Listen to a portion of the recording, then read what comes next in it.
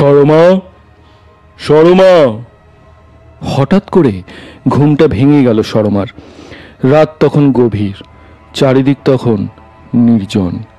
এই রাত্রির অন্ধকারে সরমার মনে হলো কেউ যেন ডাকছে তার নাম ধরে, কিন্তু এত রাতে কে তাকে ডাকতে পারে এই ভাবনাটা একবারও তার মাথায় এলো না।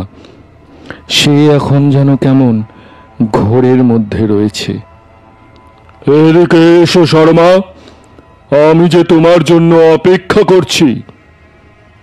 আবার সেই ডাকটা কানে গেল শর্মার। উঠে পড়ল সে বিছানা থেকে। পাশে ঘুমিয়ে থাকা তার স্বামী বিমল এসব ব্যাপারে কিছুই জানতে পারল না। ঘরের দরজা খুলে বাইরে বেরিয়ে এলো শর্মা। তার কানের কাছে সেই কণ্ঠস্বর বারবার ধ্বনিত হয়ে চলেছে। শর্মা, এসো শর্মা, এদিকে এসো। যেন কোনো মায়াবী টানি সে এগিয়ে যেতে লাগলো তার ঘরের পেছন দিকে থাকা জঙ্গলের ভেতরে সেই বটগাছটার দিকে।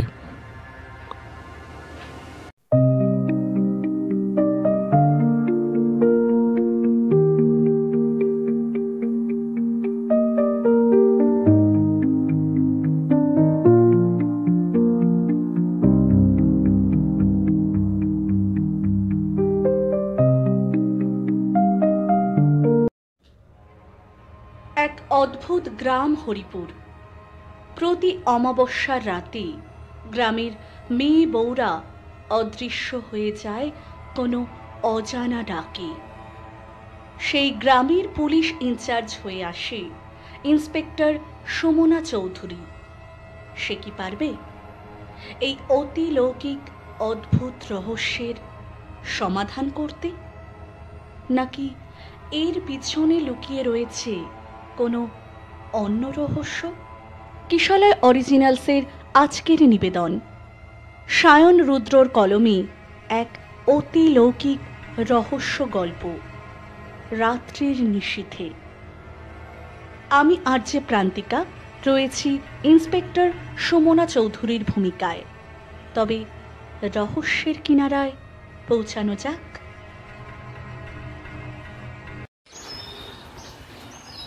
23 মে 2010। দক্ষিণবঙ্গের এই মফস্বল শহরটা সকালবেলার এই সময়টাতে বেশ নির্জনই থাকে। একটা ট্রেন এসে থামলো স্টেশনে।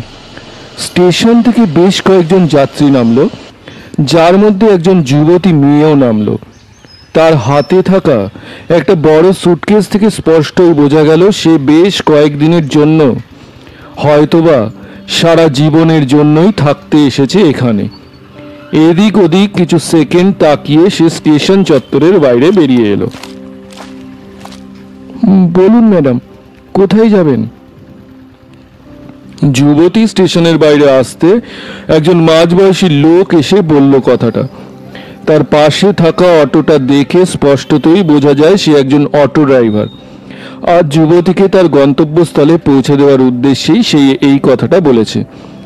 লোকটি হয়তো প্রতিবন্ধী, কারণ লোকটার হাতে একটা স্টিক রয়েছে আর লোকটা খানিক খুঁড়িয়ে খুঁড়িয়েই হাঁটছে। সুমনা বলল, এই একটু লোকাল থা। কি হলো ম্যাডাম, কোথায় যাবেন?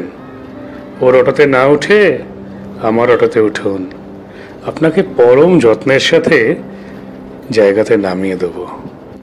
সেই যুবতীর কথা শেষ হওয়ার আগেই হঠাৎ করে এক যুবক তার সামনে এসে দাঁড়িয়ে ব্যঙ্গাত্মক সুরে বলে উঠল কথাটা। হয়তো এই লোকটিও এখানকার অটো ড্রাইভারই হবে, তবে তার চেহারা বা কথাবার্তায় ভদ্রতার লেশ মাত্র নেই। আরে ওই খোড়াটা তো নিজেই ঠিক মতো গাড়ি চালাতে পারে না, আপনার মতো এমন একজন খাসা মালকে কিভাবে নিয়ে যাবে? আপনি বরং আমার অটোতে উঠুন, একদম আমার পাশের সিটে বসবেন, আর তারপর এই এই এই তোরা শুধু শুধু ম্যাডামকে বিরক্ত করছিস কেন? চলুন ম্যাডাম, দাঁড়িয়ে না থেকে। তুই শর্ত এখান থেকে। সেই প্রতিবন্ধী অটো ড্রাইভার অলোক সেই যুবককে কিছু বলতেই যাচ্ছিল, তবে তার আগেই সেই স্বাস্থ্যবান চেহারা যুবক অলোককে ধাক্কা দিয়ে সরিয়ে দিল। আচমকে এরকম আঘাতে টাল সামলাতে না পেরে অলোক পড়ে গেল রাস্তার উপরে। তার স্টিকটা খানিকটা তফাতে পড়ল।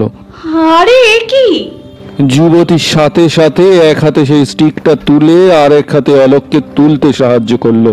আচ্ছা, আপনার কি দয়া মায়া বলে কিছুই নেই? এরকম একজন অসহায় মানুষকে আপনি ধাক্কা দিয়ে ফেলে দিলেন। অলোককে তোলার পর তার হাতে সেই স্টিকটা দিয়ে যুবকের দিকে তাকিয়ে বেশ একটু ক্রুদ্ধ স্বরেই কথাটা বলে উঠল সুমনা, অর্থাৎ সেই যুবতী। ও বাবা, এই খোড়াটার প্রতি তো ভালোবাসাটা একেবারে উতলে পড়ছে।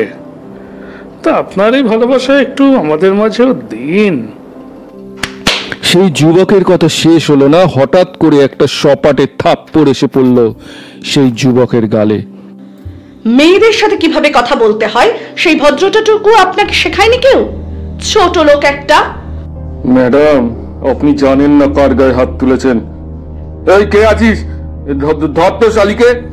সেই যুবকের কথা শেষ হওয়ার আগেই হঠাৎ করে 2-3 জন স্বাস্থ্যবান চেহারার ব্যক্তি কোথা থেকে এসে ঘিরে ধরল সুমনাকে। কিন্তু চোখের সামনে এমন একটা কাণ্ড ঘটে যাবে সেটা হয়তো কেউ ভাবতে পারেনি।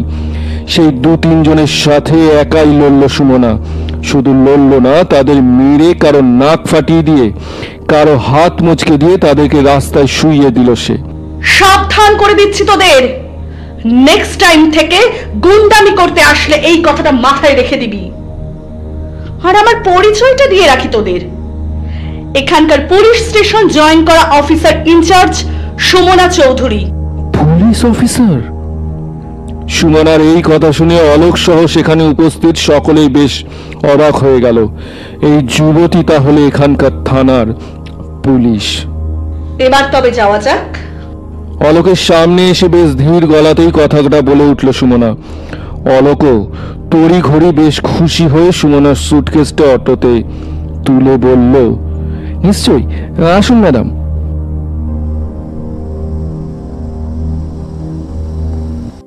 এই নিন ম্যাডাম, এই হলো এখানকার সমস্ত ফাইল। আমাদের এই হরিপুর এলাকা খুবই ভালো, এখানে তেমন কোনো অপরাধ ঘটনা বললেই চলে। সুমনার দিকে সমস্ত ফাইল বাড়িয়ে দিয়ে কথাটা বলল হরিপুর থানার জুনিয়র ইন্সপেক্টর প্রভাত রঞ্জন ভট্টাচার্য। প্রভাতের বয়স প্রায় 35 বছর হবে। দেখতে বড়ই ভালো মানুষ, স্বভাবেরই মনে হয়। মাঝারি উচ্চতা, গায়ের রং শ্যামবর্ণ। তাই নাকি? তা দেখি এখানকার হরিপুর থানার কেস রিপোর্ট। ফাইলগুলো হাতে তুলে নিল সুমনা। আচ্ছা প্রভাত বাবু, শুনেছি আপনাদের এখানেই নাকি প্রত্যেক অমাবস্যার রাতেই হঠাৎ করেই বাড়ির মেয়ে বউরা অদৃশ্য হয়ে যায়। সেই ব্যাপারটা কি আমাকে একটু খুলে বলবেন? ম্যাডাম, সে এক অদ্ভুত কাণ্ড। প্রত্যেক অমাবস্যা রাতে এই হরিপুরে কোনো ঘরের মেয়ে রাতের বেলায় ঘর থেকে বেরিয়ে অদৃশ্য হয়ে যায়। কোথায় সে যায়, কে যে তাকে নিয়ে যায় তা কেউ জানে না। এই তো আগের অমাবস্যা রাতে ওই যে কিছু দূরে বিমলের বাড়ি আছে, ওর বউ ঘর থেকে বেরিয়ে চলে গেছে, আর তাকে খুঁজে পাওয়া যায়নি। আচ্ছা, এই ব্যাপারে আপনার ধারণা কি প্রভাত বাবু? মেয়ে পাচার চক্রের কারো কাজ হতে পারে কি এটা? বলতে পারবো না ম্যাডাম, তবে বেশিরভাগই মন্তব্য নিশ্চিত নাকি তাকে ডেকে নিয়ে যায়। আর যাকে একবার নিশ্চিত ডাকে তাকে কি আর ফেরত আনা যায় ম্যাডাম? What rubbish! এই নিশি! প্রভাত বাবু, আমরা যদি... নমস্কার ম্যাডাম। ওদের কথার মাঝখানে থানার মধ্যে প্রবেশ করলো একজন বেটে খাটো চেহারার, অর্থাৎ 5 ফুট 2 কি 3 ইঞ্চি উচ্চতার একজন ভদ্রলোক। তার চোখে সোনালি ফ্রেমের চশমা, পরনে পরিষ্কার ধুতি পাঞ্জাবি, মুখে পান চিবোচ্ছেন। আপনি? অধমের নাম আশিস আচার্য, এখানকার একজন গণ্যমান্য ব্যক্তি বলতেই পারেন। আরো কিছুটা সামনে এগিয়ে এলেন আশিস বাবু। সুমনা লক্ষ্য করল তার পেছন পেছন আরো 2 জন এসে দাঁড়িয়েছে। হয়তো আশিস বাবুর সাগরেদ হবে। তাদের ঘাড়ে হাতে ব্যান্ডেজ করা থাকলেও ছেলেগুলোকে চিনতে সুমনার একদমই অসুবিধা হলো না। এরাই সকালে সেই গুন্ডাগুলো যাদের স্টেশন চত্বরে ডিস্টার্ব করার জন্য উপযুক্ত শিক্ষা দিয়েছিল। ম্যাডাম, উনি এখানকার এমএলএ আশিস বাবু। আশিসবাবু চেয়ারের উপর বসে পড়লেন। তার সেই সাগরেতরা তার পেছনেই দাঁড়িয়ে রইল। বলুন, আপনি কি কারণে থানায় এসেছেন? আসলে ম্যাডাম, আমি আপনার কাছে ক্ষমা চাইতে এসেছি।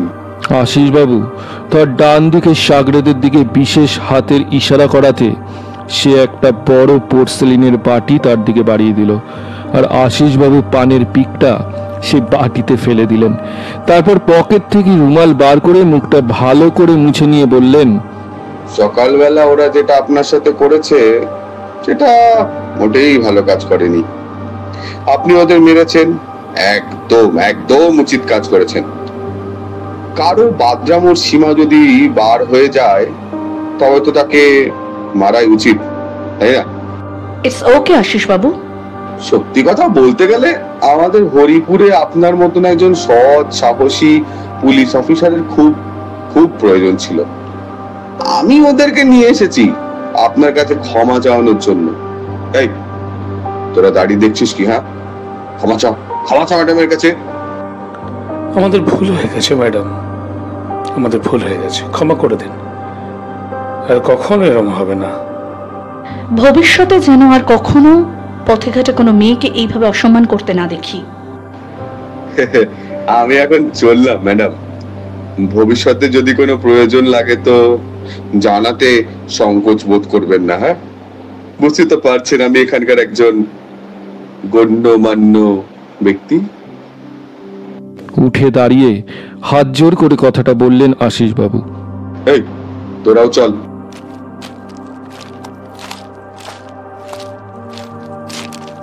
বলছিলাম, এই হরিপুরে আশিস বাবুর বেশ প্রতিপত্তি রয়েছে, তাই না প্রভাত বাবু? হ্যাঁ, মানে ওই আর কি। আসতে পারি দিদিমণি? আসুন। কোয়ার্টারে ফিরে নিজের জিনিসপত্র সাজিয়ে গুছিয়ে ঠিকঠাক জায়গায় রাখছিল সুমনা। তাড়াহুড়ো করে থানায় যেতে হয়েছিল বলে এসে আর ব্যাগপত্র গুছিয়ে রাখার সময় পায়নি। তাই এখন ধীরে সুস্থে সমস্ত কাজকর্ম সারছিল। এমন সময় খোলা দরজার সামনে একজন মাঝবয়সী ভদ্রমহিলাকে দেখে বেশ একটু অবাকই হয়ে গেল সে। মহিলার হাতে একটা টিফিন ক্যারিয়ার, পরনের পোশাক গ্রাম্য মহিলার মতনই, আর মুখেও রয়েছে সরলতার হাসি। কে আপনি? নমস্কার দিদিমণি, আমার নাম কমলা, কমলা দাস। আমি এই কোয়ার্টার থেকে কিছুটা দূরে ওই যে ঘরগুলো দেখতে পাচ্ছেন ওখানে থাকি। বাড়িতে আমি আর আমার বর থাকে, আর আমার একটা ছোট মেয়েও আছে। ওর নাম সরলা, 6 বছর বয়স।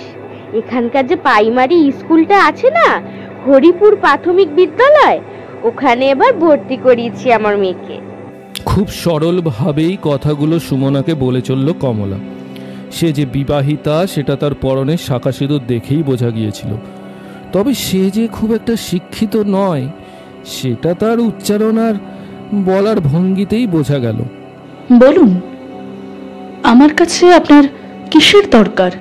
বলছি দিদিমণি, আমার একটা প্রস্তাব ছিল। আপনি তো সারাদিন অফিসের কাছে ক্লান্ত থাকবেন, তাই আপনার জন্য খাবারটা যদি আমি রেঁধে দিই, মানে আপনি যদি বলেন, এর বদলে না হয় আপনি কিছু দিয়ে দেবেন। আপনার আগে ওই যে অসিত বাবু ছিলেন না, ওনারও খাবার আমি রেঁধে দিয়েছিলাম। আপনি যদি বলেন তো। ঠিক আছে, তাই হবে। এখানে এমনিতেই আমার রান্না করতে খুব একটা খারাপ লাগে না, তবু তুমি যখন বলছো তাহলে তুমিই রেঁধোক্ষণে। আর ঘরের কাজকর্ম? ঠিক আছে, সেও করোক্ষণে। তবে তোমাকে কত করে দিতে হবে তা বললে না তো? কমলা তার মাইনের কথা জানালো। সুমনা তাতে রাজি হয়ে গেল। সত্যি কথা বলতে গেলে বাড়িঘর ছেড়ে এসে এরকম একটা ছোট শহরে প্রথম দিনই যে একজন কাজের লোক পেয়ে যাবে সেটা হয়তো সে ভাবতে পারেনি। বলছি দিদিমণি, এই নিন আপনার জন্য খাবার এনেছি। আজ আর আপনার বাড়িতে রান্না করতে হবে না। অসংখ্য ধন্যবাদ। টিফিন ক্যারিয়ারটা কমলার হাত থেকে নিয়ে মৃদু হেসে সুমনা ধন্যবাদ জানালো। কমলা একটু অবাক হয়ে বলল, বলছি দিদিমণি, ওটা ওটা কার ছবি? ঘরের এদিক ওদিক তাকাতে তাকাতে হঠাৎ করে খাটের পাশে থাকা টি টেবিলের উপর থাকা একটা বাঁধানো ফটো ফ্রেমের দিকে চোখ পড়তে বেশ একটু অবাক হয়েই কথাটা বলল কমলা। ফটোটা একটা 10-11 বছরের ছেলে, হাসি হাসি মুখ করে রয়েছে। ছবিটা ছেলেটার বুক পর্যন্ত তোলা। ছবিটা যেহেতু পরম যত্নের সাথে বাঁধানো হয়েছে, তাই এই দিদিমণিরই কোনো আত্মীয় হবে হয়তো। সুমনা একটু নরম সুরে বলল, ও ও ও আসলে আমার দাদা যোগেশ। ছবিটার দিকে তাকিয়ে বেশ একটু উদাস ভাবেই কথাটা বলে উঠল সুমনা। তাই নাকি? তা দাদা বাবু মানে মানে আপনার দাদা কোথায় এখন? নিশ্চয়ই বড় কোনো চাকরি। জানি না ও এখন কোথায় আছে, সুস্থ আছে কিনা, বেঁচে আছে না বেঁচে নেই, তার তার কিছুই আমি জানি না। তার মানে দাদা বাবুর সাথে আপনাদের কোনো সম্পর্ক নেই? সুমনার কথা শুনে মনে হলো তার দাদার কথা শুনে তার মনটা হঠাৎ করে খারাপ করে গেল। তবে দাদার প্রতি যে তার ভালোবাসাটা এখনো রয়েছে, সেটা তার কথা শুনেই বোঝা যাচ্ছে। আমি তখন খুব ছোট, হয়তো হয়তো 12-13 বছর হবে। দাদারও তখন বয়স কম, হয়তো 15-16 বছর হবে। হঠাৎ করেই দাদা একদিন কাউকে কিছু না জানিয়ে বাড়ি থেকে চলে গেল। একটা চিঠি লিখে গিয়েছিল, এই সংসার জীবন আর ভালো লাগছে না, তাই সন্ন্যাস হওয়ার জন্য বাড়ি থেকে চলে যাচ্ছি। আমার খোঁজ করার চেষ্টা করো না। যদি কোনোদিন কোনো প্রকৃত গুরুর সান্নিধ্যে এসে সিদ্ধি লাভ করতে পারি, কোনো বিশেষ ক্ষমতা আয়ত্ত করতে পারি, তারপরে যদি ইচ্ছা হয় তবে বাড়িতে ফিরে আসব, না হলে নয়। তারপর থেকে দাদার আর কোনো খোঁজ পাওয়া যায়নি। কত থানা পুলিশ করেছে, কত জায়গায় খুঁজছে, কিন্তু দাদাকে কোথাও খুঁজে পাইনি। প্রায় 6-7 বছর পরে একবার শুনেছিলাম দাদা নাকি বীরভূমের কোনো এক শ্মশানে কোনো এক তান্ত্রিকের কাছ থেকে তন্ত্র সাধনা করছে। খবর পাওয়ার সাথে সাথে বাবা মা ছুটে গিয়েছিল বীরভূমের সেই শ্মশানে আর কি, সেই বাবার কাছে। তাদের সাথে সাথে আমিও গিয়েছিলাম, কিন্তু সেখানে গিয়েও দাদার কোনো খোঁজ পাইনি। শুনলাম সেই দিন সকালবেলাতেই নাকি সিদ্ধি লাভ শেষ হয়ে দাদা বিদায় নিয়েছিল সেই গুরুর আশ্রম থেকে। দাদা নাকি খুবই ভালো শিষ্য ছিলেন, খুবই অল্প সময়ের মধ্যে উচ্চ মার্গের সিদ্ধি লাভ করেছে সে। দাদা ছোটবেলা থেকেই পড়াশোনাতে খুবই ভালো ছিল, আর দাদার ঠাকুর দেবতার প্রতি যথেষ্ট ভক্তি শ্রদ্ধা ছিল। তবে দাদা যে সমস্ত সংসার ধর্মের মায়া ত্যাগ করে এরকম কাজ করে বসবে, সেটা আমরা কেউ ভাবতে পারিনি। একটানা অনেকক্ষণ কথা বলে কিছু সেকেন্ডের জন্য একটু থামলো সুমনা। ওই স্থান থেকে সেদিন খালি হাতেই ফিরে আসতে হলো আমাদেরকে। তারপর অনেক বছর কেটে গেছে, মাও মারা গেলেন, আর বাবা বুড়ো হয়ে গেল, দাদা আর কোনোদিন আসলো না বাড়িতে। সরি দিদিমণি, আপনার দাদার কথা জিজ্ঞেস করে আমি হয়তো আপনাকে কষ্ট দিয়ে ফেললাম, আমাকে ক্ষমা করবেন। কমলা লক্ষ্য করেছিল কথা বলতে গিয়ে সুমনার চোখ জলে চিকচিক করে উঠেছিল। আঙুল দিয়ে চোখের জল মুছে সুমনা বলে উঠল, না না, ঠিক আছে, আসলে অনেক দিন মনের কথা কাউকে বলিনি, জানো কমলাদি, তোমাকে বলতে পেরে একটু হালকা লাগছে। আচ্ছা দিদিমণি, তোমার দাদাকে যদি এখন কোথাও দেখো তবে চিনতে পারবে? সুমনার মুখে দিদি ডাকটা শুনে কমলা বেশ একটু খুশি হলো। তাই আরো খানিকটা ভাব জমানোর জন্য কমলা তাকে বলল কথাটা। হয়তো হয়তো চিনতে পারবো না, তবে দাদার কপালে বাঁদিকে খানিকটা উপরে একটা আঁচিল ছিল, ওই ছবিতে যেমন দেখা যাচ্ছে, সেটা দেখলে হয়তো চিনতে পারবো। আচ্ছা দিদিমণি, আমি তাহলে এখন আসি, কালকে সকালবেলা রান্না করতে চলে আসবো তোমার বাড়িতে। কমলা চলে গেল। উদাস মনে নিজের দাদার কথা চিন্তা করতে করতে সুমনার মনে পড়ে গেল ছোটবেলার একটা স্মৃতির কথা।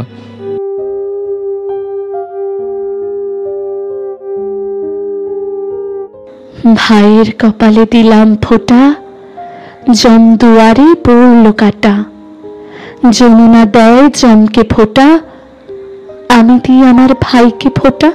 নে, এবার আমার গিফট দে। এ বাবা, গিফট তো আনিনি। কি বললি?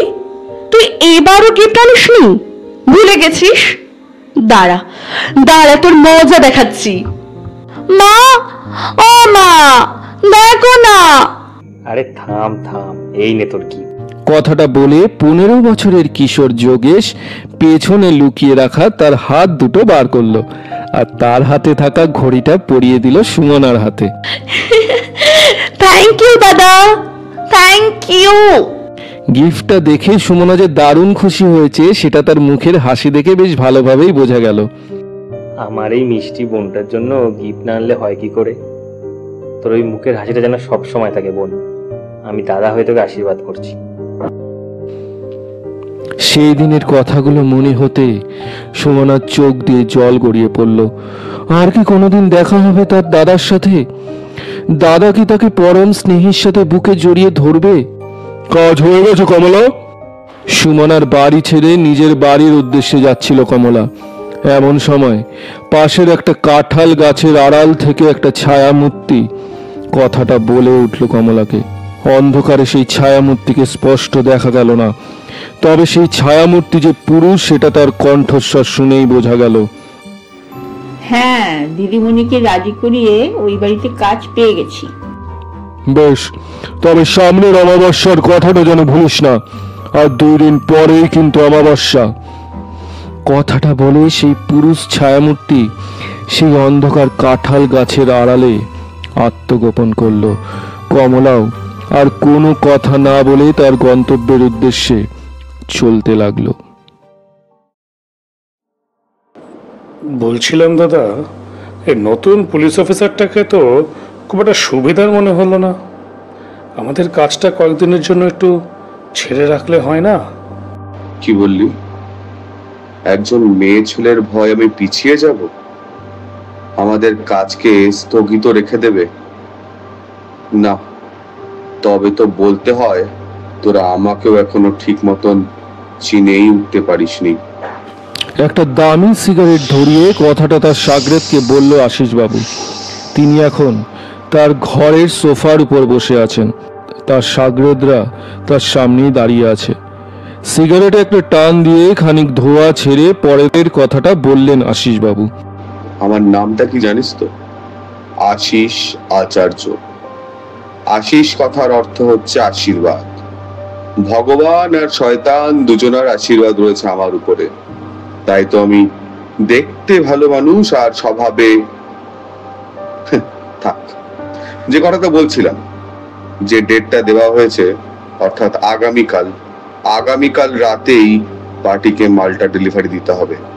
তোরা রাত 10টা নাগাদ ট্রাক নিয়ে বেরিয়ে পড়বি। ওই হারামি প্রভাবটা যখন আমাদের হাতে আছে তখন আর চিন্তা করার কোনো কারণ নেই, ওই ঠিক ম্যানেজ করে নেবে। তাছাড়া 10টার সময় ওই অফিসার ম্যাডামের থানায় কোনো কাজ থাকে না, ও তখন বাড়ি গিয়ে রেস্ট নেয়। আশিসবাবুর নির্দেশ মেনে তারা দুজনেই ঘর ছেড়ে বেরিয়ে গেল। ঠাকুরমশাই, আরে এসো এসো। খুব সকালবেলা মায়ের মন্দিরের সামনে অলোককে দেখতে পেয়ে খুশি হয়ে কথাটা বলে উঠলেন নিত্যানন্দ ঠাকুর। এক হাতে স্টিক আর এক হাতে ফুলের ডালি নিয়ে মন্দিরের ভেতর প্রবেশ করলো অলোক। ঠাকুরমশাই, মায়ের পুজোর জন্য মালা নিয়ে এসেছি। অলোকের হাত থেকে ডালিটা নিয়ে জবা ফুলের মালাটা ঠাকুরমশাই পরিয়ে দিলেন মা কালীর গলায়। সকালের উজ্জ্বল আলোতে মন্দিরের মা কালীর করালো মূর্তি দর্শন করে মন ভরে যায়। করজোড়ে মাকে নমস্কার করে ঠাকুরমশাই অলোকের দিকে তাকিয়ে বললেন, সত্যি বাবা, তোমার অপরূপ ভক্তি আর সময়ানুবর্তিতা দেখে আমি মুগ্ধ হয়ে যাই। প্রতিদিনই তুমি পুজোর আগে মায়ের জন্য ফুলের মালা নিয়ে হাজির হও। তোমার নিজের হাতে গাঁথা ফুলের মালা পরেই বলতে পারো মায়ের ঘুম ভাঙে। সবই মায়ের ইচ্ছা, এই জগৎ সংসার তো তার ইচ্ছাতেই চলে। আরে ম্যাডাম, আপনি এখানে? কথা বলতে বলতে হঠাৎ করে কিছুটা অবাক হয়েই কথাটা বলে উঠল অলোক, কারণ সে দেখতে পেয়েছে সুমনাও মন্দিরে এসেছে। হ্যাঁ, শুনেছিলাম এখানের মন্দিরের মা নাকি খুব জাগ্রত। খুব সকালবেলা ঘুম থেকে উঠে পড়ি, তাই ভাবলাম মাকে একবার দর্শন করে আসি। তা তুমি এখানে? অলোককে দেখে চিনতে পেরে একটু মৃদু হেসে কথাটা বলল সুমনা। আরে এই মন্দিরটাই বলতে গেলে ওর বাড়িঘর। প্রতিদিন সকাল সন্ধে মায়ের পুজোর সময় ও ঠিক চলে আসবে এই মন্দিরে। তা তুমি বাইরে দাঁড়িয়ে আছো কেন? ভেতরে এসো, মায়ের পুজোর আয়োজন করছি, প্রসাদ নিয়ে যেও। কথাটা বলে ঠাকুর মশাই মায়ের পুজো সম্পন্ন করলেন। পুজো শেষে সুমনা এবং অলোক দুজনকেই প্রসাদ দিলেন ঠাকুর মশাই। ঠাকুরমশাই, আমি তাহলে এখন আসি, আবার অটো নিয়ে বেরোতে হবে। আসি ম্যাডাম। কথাটা বলে অলোক চলে গেল। ছেলেটা বড় ভালো ছিল। ওর মা বাবা কেউ নেই। কয়েক বছর আগে হঠাৎ করে এখানে এসেছিল। এখন একটা ভাড়ায় অটো চালায়। ওই ওদিক একটা ছোট ঘরে সে থাকে। তা মা, তোমার কথাই তো বলছিল অলোক কাল। শুনছি তুমি নাকি ওই স্টেশনে ওই আশিস বাবু লোকেদের ভালো করে ঠেঙিয়েছিলে। তা বড় ভালো করেছো, বড় বার বেড়েছিল ছেলেগুলো। তবে এমনি ভাবেই যদি হরিপুরের ছেলে মেয়েদের বাঁচাতে পারতে, তাহলে এই হরিপুরের অভিশাপ দূর করতে পারতে। অভিশাপ মানে? আপনি কি সেই অমাবস্যার রাতের কথা বলছেন, যে রাতে এখানকার মেয়েরা হঠাৎ করে উধাও হয়ে যায়? হ্যাঁ মা, জানি না সেসব মেয়েরা এখন কোথায় আছে। তারা বেঁচে আছে নাকি মারা গেছে কিছুই জানি না। ঠাকুরমশাই, আপনি কি বলতে পারবেন? হঠাৎ করে কেন এমন হচ্ছে? মানে অমাবস্যার রাতে মেয়েদের এভাবে হারিয়ে যাওয়ার কোনো বিশেষ কারণ আছে কি? তা বলতে পারবো না মা। তবে সে রাতে কালী পুজোর রাত ছিল, অমাবস্যা। মহা ধুমধামের সাথে হরিপুরে কালী পুজো চলছিল। এমন সময় এখানকার এক মাতাল রঞ্জন মদ খেয়ে হঠাৎ করেই মায়ের একদম কাছে চলে আসে।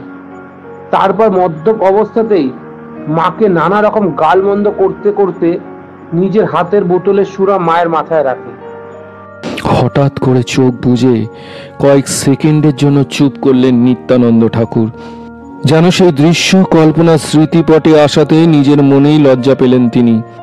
সে দৃশ্য মনে পড়ে আজও আমার গাটা শিউরে ওঠে। তারপর তারপর কি হলো ঠাকুরমশাই? তারপর সেখানকার সব লোকেরা ওই শয়তান রঞ্জনকে সেখান থেকে মেরে তাড়ায়। কিন্তু ততক্ষণে যা হবার হয়ে গিয়েছে।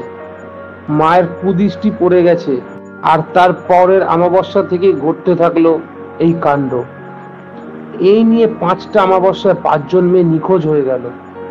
কাল আবার অমাবস্যা আসছে, জানি না আবার কার পালা। কথা বলার সময় যে ঠাকুরমশাইয়ের মনটা খারাপ হয়ে গেল সেটা সুমনা স্পষ্টই বুঝতে পারল। আচ্ছা ঠাকুরমশাই, এখানে কোনো পাহারার বন্দোবস্ত নেই? মানে অমাবস্যার দিনগুলোতে যদি কেই বা রাত জেগে বসে বসে পাহারা দেবে বলো? আর তাছাড়া এ হয়তো কোনো মানুষেরই কাজ নয়, কোনো নিশি বা কোনো ভয়ানক প্রেতাত্মার কাজ হবে, যারা তন্ত্রের শক্তিতে ঘরের মেয়েকে বাইরে নিয়ে যায়। নয়তো বন্ধ ঘরের ভিতর দিয়ে সবার অলক্ষ্যে মেয়েরা বাইরে যায় বা কিভাবে? তাই খানিক ভয়েতেই অমাবস্যা রাতে কেউ আর বাইরে বেরোয় না। ঠাকুরমশাই, এটা এটা ভূত প্রেতের কাজই হোক বা মানুষের কাজ, আমি সুমনা চৌধুরী আপনাকে কথা দিলাম, সেই শয়তানকে আমি ঠিক খুঁজে বার করবই। মা, তুমি নিশ্চয়ই পারবে। তোমার মধ্যে আমি সেই দিব্য তেজ দেখতে পাচ্ছি। যদিও আমি অত্যন্ত একজন নগণ্য মানুষ, তবুও আমি এই নিত্যানন্দ পুরোহিত তোমাকে আশীর্বাদ করছি। তুমি তোমার কাজে নিশ্চয়ই সফল হবে মা। পরের দিন সন্ধ্যাবেলা নিত্যানন্দ ঠাকুর পুজো সেরে তার ঘরে ফিরেছেন। পুজোর পোশাক ছেড়ে ঘরের ট্রাঙ্ক খুলে তিনি বার করলেন একটা রক্তাম্বর আর একটা 5 সেলের টর্চ। এরপর ঘরের প্রধান দরজা বন্ধ করে পেছনের দরজা খুলে টর্চ জ্বালিয়ে তিনি বেরিয়ে পড়লেন পেছনের জঙ্গলের পথে। এই নাও দিদিমণি, খাবারটা খেয়ে নাও। সুমনাকে থালায় খাবার বেড়ে দিল কমলা। দিদিমণি, আমি তাহলে এখন আসি, একেই রাত হয়ে গেছে, তাই আবার অমাবস্যা। ঠিক আছে, যাও। খেতে খেতেই কথাটা কমলাকে বলল সুমনা। আজকে রাতের পরিকল্পনাটা আর কমলাকে বলেনি সে। তার ইচ্ছা আজ রাতে খেয়ে দিয়ে কোয়ার্টারের বাইরে বেরোবে সে।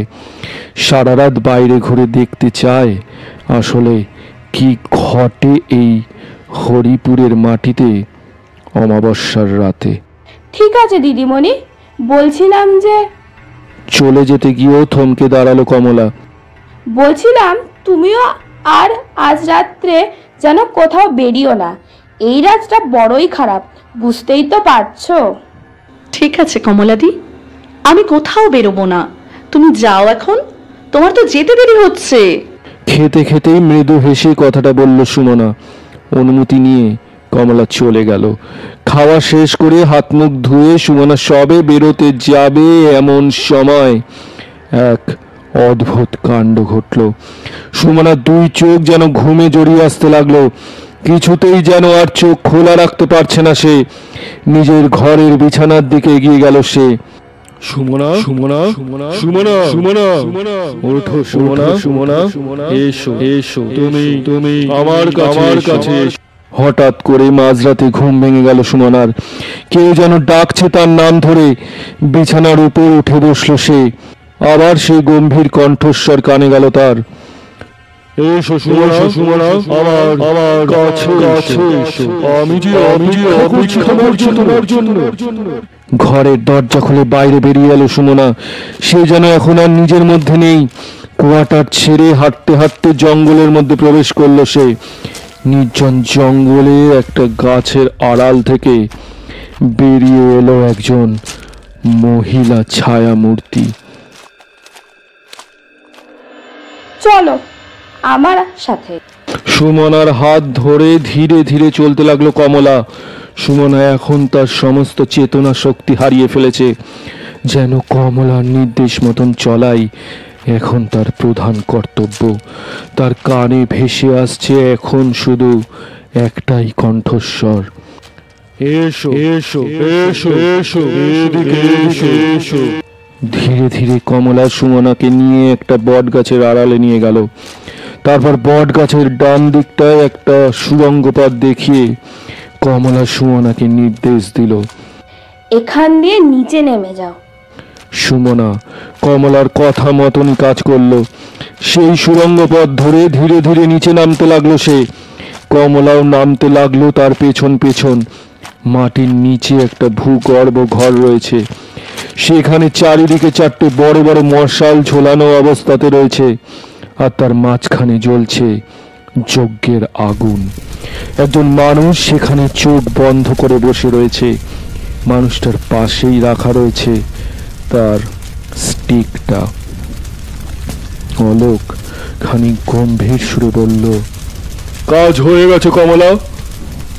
চোখ খুলে কথাটা বলে উঠল সেই ব্যক্তি, অর্থাৎ অলোক। কমলাও তখন সুমনার পেছন পেছন সুড়ঙ্গ পথ ধরে নিচে নেমে এসেছে। হ্যাঁ, দিদিমণিকে নিয়ে এসেছি। কমলার কথাটা শুনে অলোক বেশ খুশি হলো বলেই মনে হলো। এবার অলোক হঠাৎ করে বেশ জোরে জোরেই কেমন একটা দুর্বোধ্য মন্ত্র উচ্চারণ করতে লাগলো। ওম ঐং হিং ক্লিং চামুণ্ডায় বিচ্ছে। ওম ঐং হিং ক্লিং। এতক্ষণ সুমনা দাঁড়ানো অবস্থায় থাকলেও তার মধ্যেকার কোনো আবেগ তখন কাজ করছিল না, কিন্তু এবার হঠাৎ করেই অজ্ঞান হয়ে গেল সুমনা। অজ্ঞান হয়ে সে ঘরের মেঝের উপর পড়ে গেল। নে, এবার ওকে ভালো করে বেঁধে ফেল, একটু পরেই ওর জ্ঞান ফিরে আসবে। তখন যেন একদম চেঁচামেচি না করতে পারে। কাল সকাল বেলায় ওকে নিয়ে গিয়ে বিক্রি করে দিতে হবে। তুমি যেমনটা বলবে তেমনটাই হবে। এতদিন তো করেছি, কোনো ভুল ভ্রান্তি কি হয়েছে নাকি?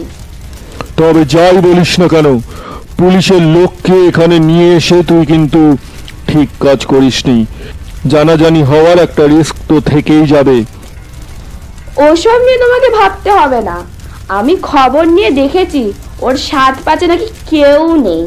আর এতদিন যখন জানাজানি হয়নি, তখন এবারও হয়তো হবে না। কথা বলতে বলতেই সেই ঘরের কোণা থেকে একটা দড়ি নিয়ে এসে সুমনার হাত পা ভালো করে বেঁধে দেওয়ার জন্য অচেতন সুমনার পাশে বসে তার হাতটা সবে ধরেছে। এমন সময় তার মনে হলো হঠাৎ করে তার গালে কেউ যেন সপাটে চড় মারল। খানিক অবাক হয়ে অলোক বলল, কি হলো কমলা, হঠাৎ এরকম চিৎকার করে উঠলি কেন? দাদাবাবু, কেউ যেন। কমলার কথা শেষ হওয়ার আগেই হঠাৎ করে আরেকটা চড় এসে পড়ল সুমনার বাঁ গালে। আর এবারের চড়টা এতটা জোরের সাথে লাগলো যে সুমনা টাল সামলাতে না পেরে পড়ে গেল মেঝের উপরে, আর সেও অজ্ঞান হয়ে গেল। অলোক বিস্মিত ভাবে বলল, কি কমলা, কি হলো তোর? কেমন আছিস অলোক? বেশ অবাক হয়ে হাতে স্টিকটা নিয়ে অলোক উঠে দাঁড়াতে যাবে, ঠিক সেই সময় হঠাৎ এক অদ্ভুত ঘটনা ঘটল। ঘরের সব মশালগুলো একসাথে নিভে গেল, আর ঘরের মধ্যে কেমন অদ্ভুত এক সাদা ধোঁয়ার সৃষ্টি হলো।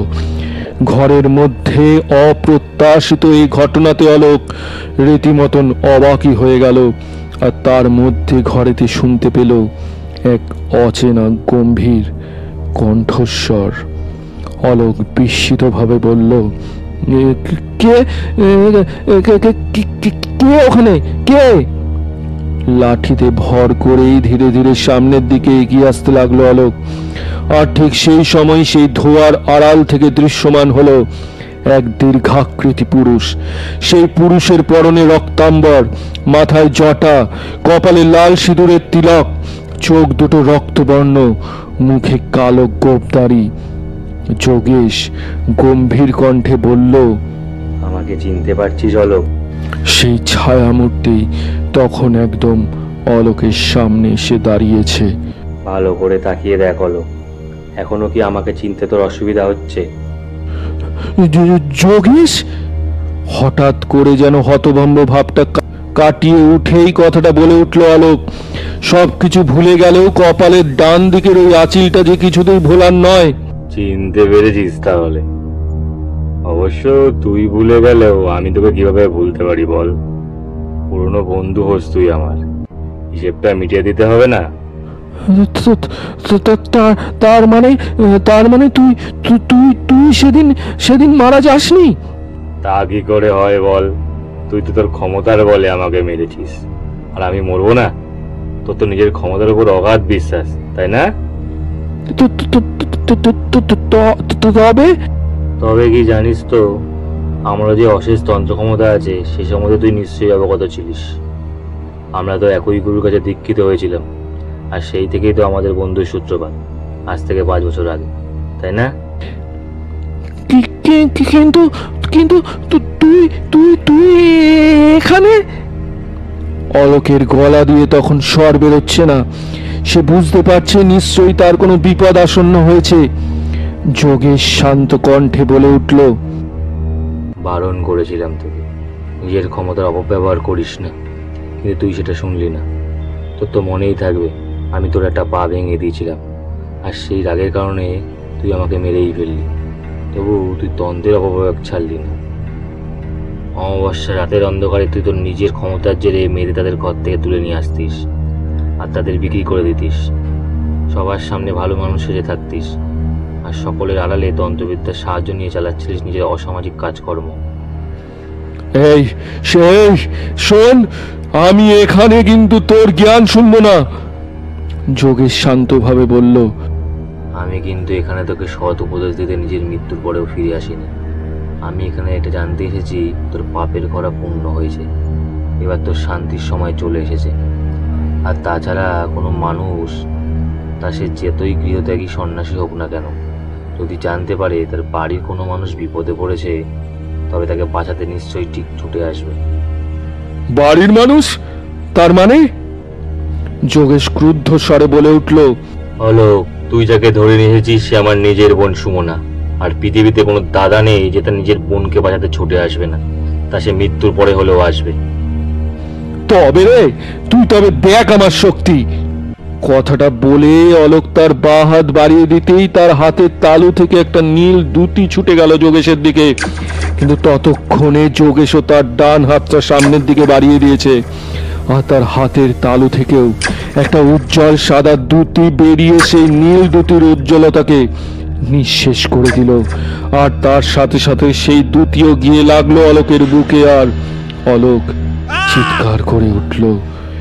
সেই সাদা আলোর ভয়ানক তেজ সহ্য করতে না পেরে অলোক কিছুক্ষণ চিৎকার করে পড়ে গেল মেঝের উপর। তার চোখ দুটো বন্ধ হয়ে গেল। ইহলোকের মায়া ত্যাগ করল সে। যোগেশ শান্ত স্বরে বলে উঠল, সুমনা ওঠ মা, তোর সব বিপদ কেটে গেছে, আর কোনো ভয় নেই তোর। অলোক মারা যাওয়ায় সুমনার দিকে তাকিয়ে শান্তভাবে কথাটা বলল যোগেশ। আর তখন হঠাৎ করে সুমনার জ্ঞান ফিরল।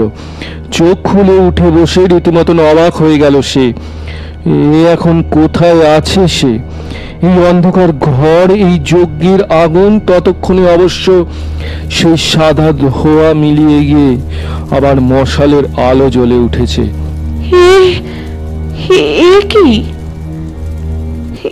কি কোথায় আমি? কমলাদি? উঠে বসে তার পাশেই কমলাকে অজ্ঞান অবস্থায় পড়ে থাকতে দেখে বিস্মিতভাবে কথাটা বলে উঠল সুমনা। চিন্তা করিস না মা, ও মারা যায়নি, শুধু একটু অজ্ঞান করে রেখেছি। একটু পরে ওর জ্ঞান ফিরে আসবে, তুই চাইলে তখন ওকে ধরে নিয়ে যেতে পারিস। সুমনাকে দেখে মৃদু হেসে কথাটা বলে উঠল যোগেশ। তবে এই ঘটনার যে মূল অপরাধী তাকে কিন্তু আমি মেরে ফেলেছি। ওই দেখ, ওখানে মৃতদেহ পড়ে রয়েছে। আঙুলের ইশারা করে মৃত অলোককে দেখিয়ে দিল যোগেশ। অলোকটা? অলোকটা? মৃত অলোকের দিকে এগিয়ে গেল সুমনা। নাড়ি ধরে পরীক্ষা করে বুঝলো সে মারা গেছে। কে আপনি বলুন? আর এদেরকে আপনি কেনই বা এই হাল করেছেন? যোগেশের দিকে তাকিয়ে উত্তেজিতভাবে কথাটা বলে উঠল সুমনা। আর আমাকে কেনই বা এখানে ধরে নিয়ে এসেছেন? উত্তর দিন। ও, এইবার বুঝেছি। আপনি তো সেই পান্ডা, হ্যাঁ? আপনি তো সেই পান্ডা যে এই অমাবস্যার রাতে মেয়েদের এই কিডন্যাপিং এর সাথে জড়িত। বলুন বলুন, কি করে আপনি মেয়েদেরকে ধরে নিয়ে যান? আপনি জানেন না আমি কে? বলুন বলছি। আমি জানি মা, তুই এখানকার ওসি সুমনা চৌধুরী। মৃদু হেসে অত্যন্ত ধীর স্বরে কথাটা বলে উঠল যোগেশ।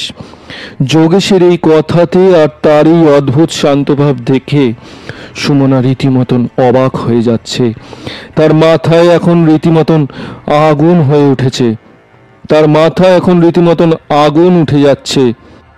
আপনি জানেন না মিস্টার, আপনি আগুন নিয়ে খেলছেন, আগুন নিয়ে খেলছেন। বোন, তুই এখনো আমায় চিনতে পারলি না? এই কয় বছরে কি আমি এতটাই অচেনা হয়ে গেছি তোর কাছে? বোন? তার মানে আপনি? ভালো করে তাকিয়ে দেখ তো আমার দিকে, চিনতে পারিস কিনা সেই 15 বছর আগে তোদের বাড়ি থেকে চলে আসা ছেলেটাকে। দাদা! না বোন, কাছে আসিস না। চাইলেও যে তুই আমাকে ছুতে পারবি না। আমি যে আর ইহ জগতে নেই। আনন্দিত সুমনা যোগেশের কাছে ছুটে আসছিল, কিন্তু তার এগিয়ে আসার আগেই তাকে বাধা দিয়ে কথাটা বলে উঠল যোগেশ। দাদা, এসব তুমি কি বলছো দাদা? হ্যাঁ বোন, আমি ঠিকই বলছি। 2 বছর আগেই আমি মারা গেছি। তুই এখন যাকে দেখছিস সেটা আমার শরীর নয়, আমার আত্মা। শুধুমাত্র তোকে বিপদ থেকে রক্ষা করার জন্যই আমি আবার পরলোক থেকে এখানে এসেছি। এই যে শয়তানেরা দেখছিস, এরাই রাতের অন্ধকার নিজেদের ক্ষমতা বলে মেয়েদেরকে নিয়ে এসে তাদেরকে বিক্রি করে দিত। ওই শয়তানটাকে দেখছিস, ওকে আমি মেরে ফেলেছি, কারণ ওই আমাকে মেরেছিল। ওর সাথে যে মহিলা সাকরেত ছিল তাকে আমি মারিনি, সেই তাকে মদত জোগাতো। মেয়েদের খাবারে বা পানীয় জলে ওই শয়তানের দেওয়া মন্ত্রপুত গুঁড়ো মিশিয়ে দিত, আর সেই গুঁড়োর প্রভাবেই মেয়েদেরকে এখানে আনতে পারতো তারা। এই অন্ধকার ঘরে তাদেরকে বেঁধে রাখতো, আর পরের দিন মোটা টাকার পরিমাণে বিক্রয় করে দিত। দাদা, দাদা এরা? নিজের কানকেই যেন বিশ্বাস করতে পারছিল না সুমনা। তার সেই কমলাদি, অটো স্ট্যান্ডের সেই খোড়া অলোক, তারা জড়িয়েছিল এই ঘৃণ্য কাজের জন্য। এবার তুই নিশ্চিন্তে থাকতে পারিস বোন, তোর আর কোনো ভয় নেই। ওরা তোর আর কোনো ক্ষতি করতে পারবে না। আর তুই এই আংটিটা রাখ। সুমনার দিকে একটা আংটি বাড়িয়ে দিল যোগেশ। এই আংটিটা সবসময় তোর হাতে পড়ে থাকবি, তাহলে সব সময় সমস্ত বিপদের হাত থেকে তুই রক্ষা পাবি। সুমনা হাত বাড়িয়ে আংটিটা নিয়ে নিল। এবার আমি চললাম রে, আমার যাওয়ার সময় হয়ে গেছে। কথাটা বলে যোগেশ আবার সেই ঘরের মধ্যে দীপ্তমান হওয়া সাদা ধোঁয়ার মধ্যে মিলিয়ে গেল। দাদা! চিৎকার করে কথাটা বলে উঠল সুমনা, কিন্তু কোথায় তার দাদা? সেই আলো আধারির মাঝে সে একাই দাঁড়িয়ে রয়েছে। তার পাশেই পড়ে রয়েছে অলোকের মৃতদেহ। সে লক্ষ্য করল ধীরে ধীরে যেন তার কমলাদির জ্ঞান ফিরে আসছে। চোখ মেলে উঠে বসছে সে।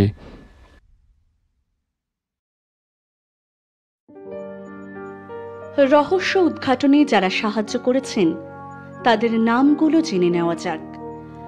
ইন্সপেক্টর সুমনা চৌধুরীর ভূমিকায় আমি আর.জে. প্রান্তিকা, অলোকের ভূমিকায় অয়ন, কমলার ভূমিকায় স্নেহা, যোগেশের ভূমিকায় দীপঙ্কর, প্রভাতবাবুর ভূমিকায় উজ্জ্বল, ঠাকুরমশাইয়ের ভূমিকায় অঙ্কিত, আশিসবাবুর ভূমিকায় নিলয়, গুন্ডার ভূমিকায় রাজাদিত্য, পোস্টার ডিজাইনে বাপন দাস, এডিটিং, সঙ্গীত সংযোজন এবং পরিচালনায় অয়ন সেনগুপ্ত। সকলকে অশেষ ধন্যবাদ।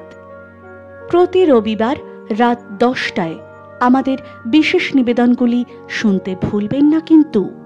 দেখা হবে আবার রবিবার। আজকের মতো বিদায়।